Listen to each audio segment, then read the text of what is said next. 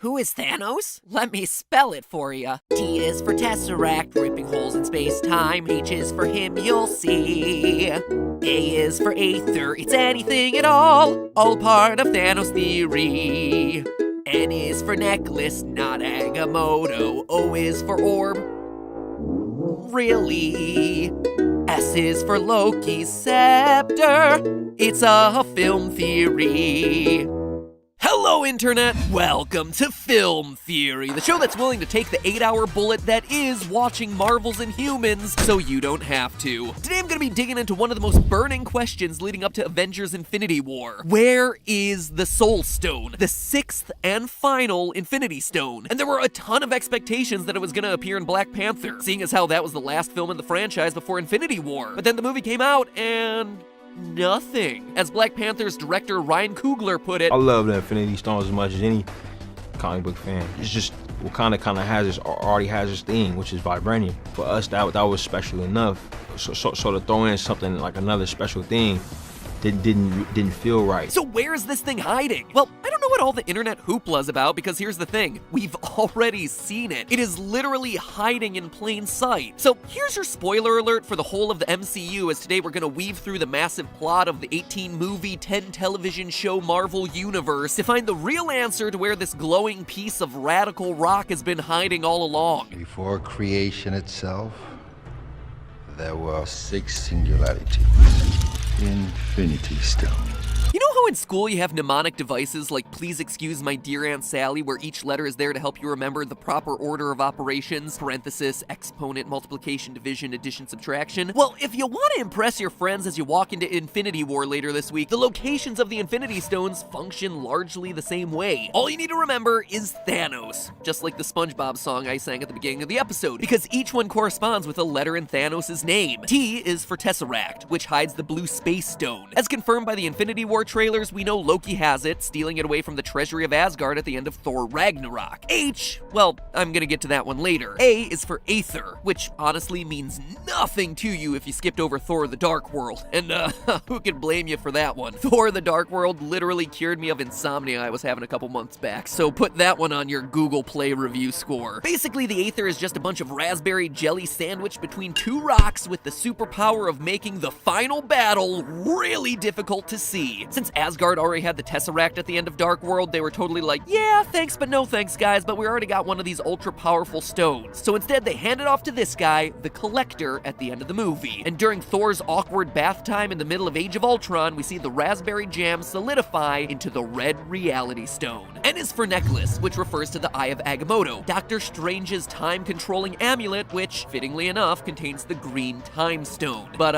as far as I'm concerned, it might as well be called the Retcon Stone, am I right? Get it?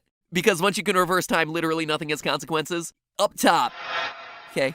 No one's giving me a high five. It's all right, it's all right. Anyway, the O in Thanos stands for Orb, the quest item from Guardians of the Galaxy that hid the purple Power Stone, the stone that destroyed the Collector's Museum and wound up in possession of the Nova Corps at the end of that movie. He's not, and I'm quoting him here, 100% a dick. Do you believe him? I don't know that I believe anyone's 100% a dick, ma'am. And lastly, as if the cast of Thor didn't have enough access to ultra-powerful space rocks, S is for Scepter. Specifically, the scepter used by Loki throughout the first Avengers movie to control people's thoughts and actions. Age of Ultron reveals that inside of that glowing blue gem was, surprise, surprise, a glowing yellow gem, the Yellow Mind Stone. It was like a Kinder Egg surprise opening YouTube video, but done on a $1 billion scale. Anyway, Ultron puts the Mind Stone into the still developing Vision, where it still sits for now. Now, obviously, I'm just telling you this theory because it's more fun than it is serious. Doing things like reducing the Eye of Agamotto to being called a necklace is just trying to shoehorn the letters into the right places to come up with a cool acronym. I mean, guys, I just came up with the next really cool theory about this. Get ready to cover this one, Screen Rant. I present to you the breast theory. Ball, rod, eye, Aether, sovereign, Tesseract. Somehow I don't think the breast theory is going to be quite as popular as the Thanos one. Anyway, the fun thing about the Thanos theory is that, as you can see, I left out H. And honestly, after reading online theories and doing my own research, the most likely place to find the Soul Stone both relate to the letter H. Either Heimdall or him. Yes, there are plenty of theories circulating around online for everything from Tony Stark himself being the Soul Stone to this orange-tinted planet we see in the trailers for Infinity War being being a world inside of the Soul Stone. But here's the thing, from an evidentiary standpoint, Heimdall and him are the only two theories with substantial enough backing to be considered plausible. So let me first go through the Heimdall theory, because personally it's my favorite of the bunch and the one that I'm rooting for to happen, and then I'll cover the him theory, which honestly seems very clearly where this whole soul train is headed toward. One thing we know for sure is that the Soul Stone is colored orange. We see as much in the collector's screen when he's describing the Infinity Stones to the Guardians of the Galaxy. And throughout the Marvel Cinematic Universe, when a character gets exposed to an Infinity Stone, their eyes glow in that color. Ronan the Accuser in Guardians, purple eyes only after he gets the Power Stone. Hawkeye getting possessed by the Mind Stone in Avengers, blue eyes, but remember that was back when the Mind Stone was still blue. Even the Aether in Thor the Dark World makes the eyes of both Jane Foster and Malekith deep red. So who just so happens to have himself some orange eyes? Heimdall, the all-seeing, all-hearing guard of the Bifrost Bridge. And it's not just that his eyes are orange, but his eyes also get a fair amount of screen time. Dramatic close-ups, scenes in which he's giving sight to others, and probably most suspicious of all, Thor's vision in Age of Ultron, where he actually sees the other 5 stones. Heimdall in this scene, blind. His orange eyes have disappeared. Perhaps the Soul Stone has been removed from his body and thereby leaving him sightless. Heimdall even explicitly says in Thor 2 that he can see 9 realms and 10 trillion souls. Whether stone related or not, Heimdall just naturally has a connection with souls.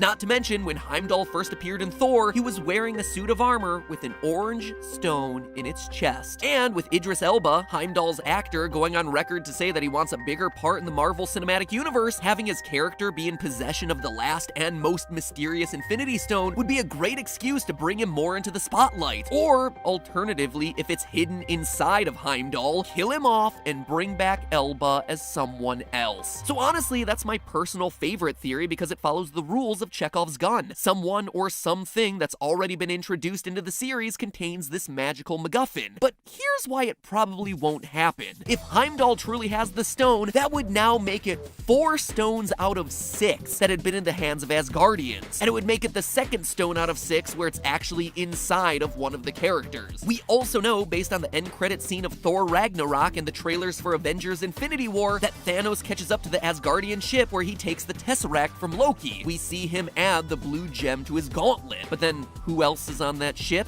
None other than Heimdall. And with Thanos having a natural connection to the stones, it would be odd for him to get one and not the other. Just not a very efficient trip. Plus, we get plenty of close-ups of Thanos' Infinity Gauntlet and it only has a couple stones. Unless, of course, the trailers have been CGI altered to hide that Thanos has the stone in his gauntlet already, like they hid Thor's missing eye in Ragnarok. But again, I don't really think that's the case here. Because like I said, we've seen the Soul Stone already, so this whole big mystery feels kind of moot. The Soul Stone is here. It's the glowing rock at the top of this birthing pod at the end of Guardians of the Galaxy 2. I don't know why none of the other online theories have talked about this thing. You notice how it's slightly bigger than all the other Infinity Gems, just like the gauntlet space for the Soul Stone? It's even glowing a yellow-orange, which totally fits the color. And if you're wondering about color and whether that's yellow or orange, Thor's vision in Age of Ultron actually makes the Mind Stone look to be more orange than it is yellow, so color correction on these 2 stones is a bit wacky right now. I think I shall call him Adam. Now, if you're not a hardcore comics fan, you could be forgiven for not knowing the bizarre story of Adam Warlock, savior of Counter-Earth and ultimately half the universe. In the Earth 616 timeline, which is the primary Marvel Comics timeline, Adam Warlock was originally created by a secret group of human scientists on Earth called the Enclave. Back then, Adam simply called himself him. See, that's where that H in Thanos comes back. When he rebels against his creators, the cosmic entity known as the High Evolutionary gives him the Soul Gem. In Avengers Annual number 7, Thanos becomes the first to use the 6 Infinity Gems in unison. He's only able to be stopped by the collective forces of the Avengers, Adam Warlock, and Captain Marvel, who, wouldn't you know it, was recently revealed and who happens to have a movie smack dab in the middle between Infinity War Part 1 and Infinity War Part 2. But Adam's connection with the Soul Stone isn't just in one comic series. I mean, sure, in the Earth 616 universe, Warlock is often seen as one of the few beings powerful enough to stand up to Thanos, so it makes sense that he would appear in the MCU to stop him in Avengers 4, but the Soul Gem Adam Warlock connection spans across all the alternate universes. In the Marvel animated universe, the Guardians of the Galaxy cartoon reveals the Soul Stone is with Adam Warlock. His gem's getting dark. In the alternate reality of Earth 91119, the Soul Stone is in Adam Warlock's possession. And on and on. The two are practically inseparable. So inseparable, in fact, that when you look at the list of characters who've actually used the Soul Stone, there's not a whole lot of other ones who've touched the thing. There's Thanos, there's Adam Warlock, there's Doctor Strange, and that's really about all the names that you would recognize who currently exist in the MCU. Well, all except for one other, Nebula, the angry blueberry from Guardians of the Galaxy, Thanos' adopted daughter and Gamora's adopted sister. Yep, of all the characters in this extended universe, she's the other person to ever be considered a previous owner. And here's why that's interesting. Guardians of the Galaxy Volume 2's plot begins with the Guardians destroying a giant monster in exchange for Nebula, who's been captured by the Sovereign. But what was Nebula doing there on the planet in the first place? We're told that she's been caught. Our soldiers apprehended her attempting to steal the batteries. And sure, we're told throughout the movie that these batteries are valuable. We'll take them batteries. They're worth what, $250,000 on the open market? And that they're powerful. The batteries, they are exceptionally combustible and could destroy the entire fleet. But Nebula as a character isn't driven by money, she's driven by revenge. As a child, my father would have Gamora and me battle one another in training. Every time my sister prevailed, my father would replace a piece of me with machinery. So after I murder my sister, I will buy a warship with every conceivable instrument of death. I will hunt my father like a dog and I will tear him apart slowly, piece by piece. She isn't out for fortune, she is actively trying to kill Thanos. And the best way to do that would be with an Infinity Stone, the last Infinity Stone. The Soul Stone that she knows happens to be on the Sovereign planet and that winds up powering the Adam Warlock rebirthing chamber. At the beginning of the movie, clearly the Infinity Stones are on Nebula's mind. You hate me. You left me there while you stole that stone for yourself. And yet here you stand, a hero. This line might be easy enough to write off as a simple reference to the first film, but even still, it feels out of place. If you really stop and think about it, this line reveals what Nebula's thought process could be here. Step 1, steal the Soul Stone. Step 2, kill your family. Step 3, profit. Now, I can hear some of your Vulture cosplay feathers ruffling already because Adam isn't officially slated to appear until Guardians of the Galaxy 3, and MCU head honcho Kevin Feige officially claimed that Adam won't be in the Avengers movies. But remember, he also claimed that Captain Marvel wouldn't be in Infinity War. And let's just see what the Russo brothers have to say about that one. Yeah, we have some great female characters in this. Captain Marvel is in it, Black Widow, Scarlet Witch. Honestly, we have to accept that sometimes studio executives are trying their best to hide cool surprises so that it doesn't ruin things for the audience. Hiding a big reveal like the location of the last Infinity Stone and the one character most likely to stop Thanos makes perfect sense if you're in his shoes. Here's the thing, there are going to be more than 60 characters in Infinity War, and Thanos is going to have to go from 0 Infinity Stones to at least 3. From this clip, we can tell that Thanos will start by acquiring the Power Stone, then move on to acquiring the Space Stone. Right now, neither of those stones are anywhere near Earth, with the Power Stone being guarded by the Nova Corps and the Space Stone being in Loki's possession in the Tesseract. A leaked scene also lets us know that Thanos goes looking for the Reality Stone and that the Collector claims to have sold it. We can also assume that Thanos doesn't have the Red Reality Stone when he gets to Earth, as evidenced in this shot when Captain America incredibly stops Thanos' gauntlet. That means that by the time he leaves Wakanda, at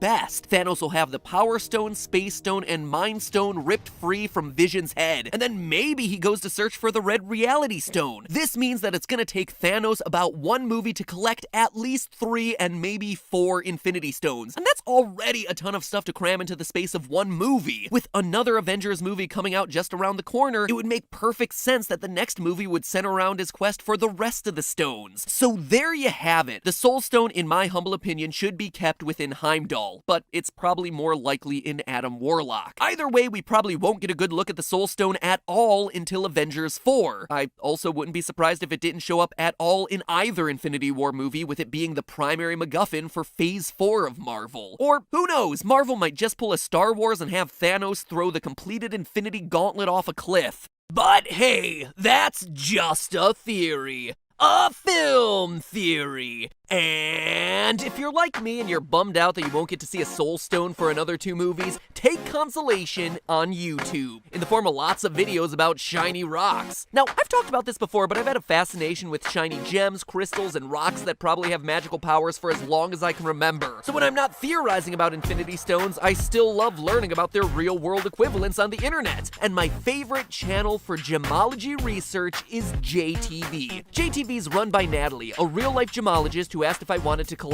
for an Infinity Stone-themed episode, and I was totally like, heck yes, because she's an amazing resource for any kind of research related to gems in your favorite movies and TV shows. Like, for instance, today, what stones would you need to buy if you wanted to own your own set of real-world Infinity Gems? She does 2 videos like this a week where she analyzes all kinds of rocks, minerals, and metals from movies, TV shows, or around the world, and she comes to some pretty mind-blowing conclusions about them. It's a lot like theories, but around a very specific type of science. So if you're into gemology, mythical stones, or simply rocking out, head over to her channel by clicking the box you see on screen and giving her a subscribe. If you especially liked this theory, then you'll be really into her video comparing Infinity Stones to real-world gems. Or if you're feeling a bit more nostalgic, then check out her 3-part series on Steven Universe gemstones. So seriously, get your sparkle on and go show a fellow YouTuber some support. Diamonds aren't a girl's best friend, subscribers are.